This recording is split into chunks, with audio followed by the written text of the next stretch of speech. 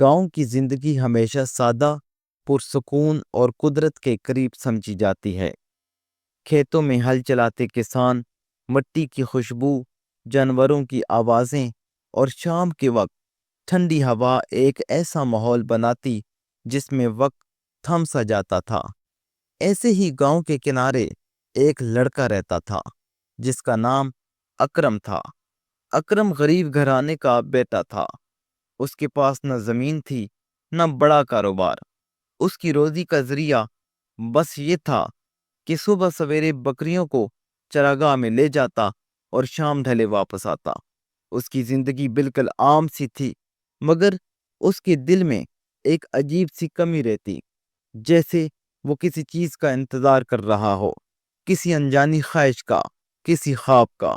اکرم کی زندگی میں وہ خواب تب حقیقت بننا شروع ہوئے جب اس نے گاؤں کے ایک کچے مکان کے پاس جانا شروع کیا۔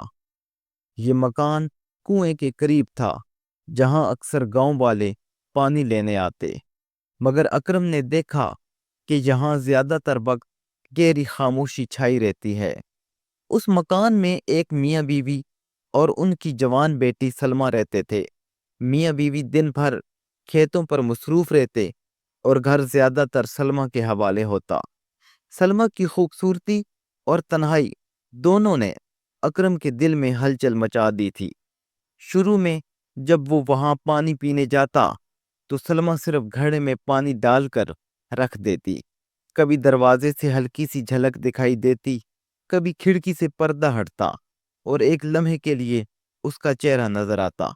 اکرم کو یہی جھلک کافی لگتی، مگر آہستہ آہستہ اس کے دل میں ایک آگ بھڑکنے لگی۔ وہ چاہتا تھا کہ سلمہ سے بات کرے، اس کے قریب جائے، اسے چھوئے۔ ایک دن ایسا ہی ہوا جب دوپہر کے وقت سورج تیز تھا، گاؤں سنسان تھا اور اکرم حسب عادت پانی لینے پہنچا۔ اس نے آواز دی، پانی ملے گا؟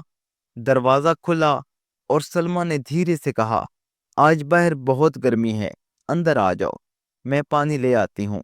یہ پہلی بار تھا کہ سلمہ نے اسے اندر بلایا۔ اکرم کا دل دھڑکنے لگا۔ وہ دبے قدموں سے اندر گیا۔ صحن میں سکوت تھا، صرف گھڑے سے پانی نکالنے کی چھناٹ سنائی دی۔ سلمہ کے ہاتھ کانپ رہے تھے، آنکھوں میں ہلکی سی شرارت اور خوف چھپا تھا۔ اکرم نے گلاس لیا، پانی پیا، مگر اس کی پیاس بجھی نہیں۔ وہ بار بار سلمہ کی آنکھوں میں دیکھنے لگا۔ تم زیادہ تر اکیلی ہوتی ہو؟ اس نے آہستہ سے پوچھا۔ سلمہ نے نظریں جھکا کر کہا، ہاں، اماں ابا زیادہ تر وقت کھیتوں پر ہوتے ہیں۔ اکرم نے ایک اور قدم آگے بڑھایا۔ ڈرتی نہیں ہو؟ سلمہ نے اچانک اس کی آنکھوں میں دیکھا اور سرگوشی کی۔ پتہ نہیں کیوں جب تم آتے ہو تو ڈر نہیں لگتا۔ یہ جملہ سنتے ہی اکرم کی رگوں میں بجلی دوڑ گئی۔ اس نے آگے بڑھ کر سلمہ کا ہاتھ تھام لیا۔ سلمہ نے لمحہ بھر مزاحمت کی، مگر پھر جیسے ہار مان گئی۔ ان کے ہاتھ ملے اور بدن کانپنے لگے۔ اکرم نے پہلی بار اس کے چہرے کو قریب سے دیکھا۔ گالوں کی سرخی، آنکھوں کی نمی اور لبوں پر شرم سے دبی مسکراہٹ۔ اس نے جھک کر سلمہ کے ہونٹ چھوئے۔ سلمہ نے آنکھیں بند کر کے خود کو اس کے سپرد کر دیا۔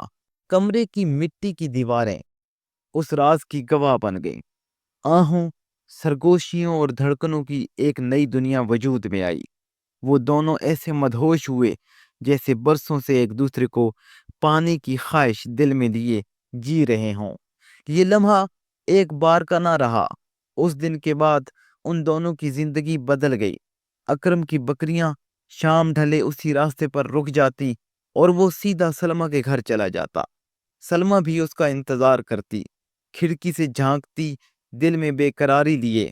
پھر جیسے ہی اکرم آتا، دونوں ایک دوسرے میں گم ہو جاتے۔ اکرم اکثر اسے کہتا، سلمہ، یہ لمحے ہمارے ہیں، دنیا سے چھپے ہوئے، کاش وقت رک جائے۔ سلمہ جواب دیتی، کاش ایسا ہو، مگر اگر کسی نے دیکھ لیا تو؟ اکرم اس کے لبوں پر انگلی رکھ کر کہتا، خاموش، یہ راز بس ہمارا ہے۔ یہ ملاقاتیں زیادہ دیر چھپ نہ سکی۔ گاؤں والے شکوک کرنے لگے کہ سلمہ اکثر اکیلی کیوں ہے، اکرم اسی راستے پر کیوں آتا ہے۔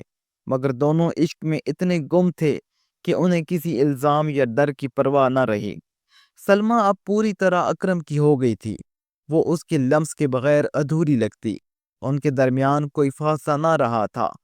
دن رات بس ایک دوسرے کی چاہت اور قربت کا نشہ تھا، لیکن محبت کا نشہ ہمیشہ امتحان دیتا ہے۔ ایک شام جب وہ دونوں ہمیشہ کی طرح مل رہے تھے، اچانک صحن کے باہر کھانستے ہوئے کسی کے قدموں کی آواز آئی۔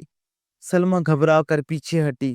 یہ اس کے والد تھے، جو معمول سے پہلے واپس آ گئے تھے۔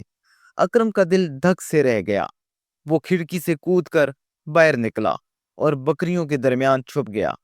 سلمیٰ کے والد نے بیٹی کی گھبراہٹ دیکھی، مگر کچھ نہ کہا، بس گہری نظر سے دیکھا اور کمرے میں چلے گئے۔ سلمیٰ کا دل کانپ رہا تھا۔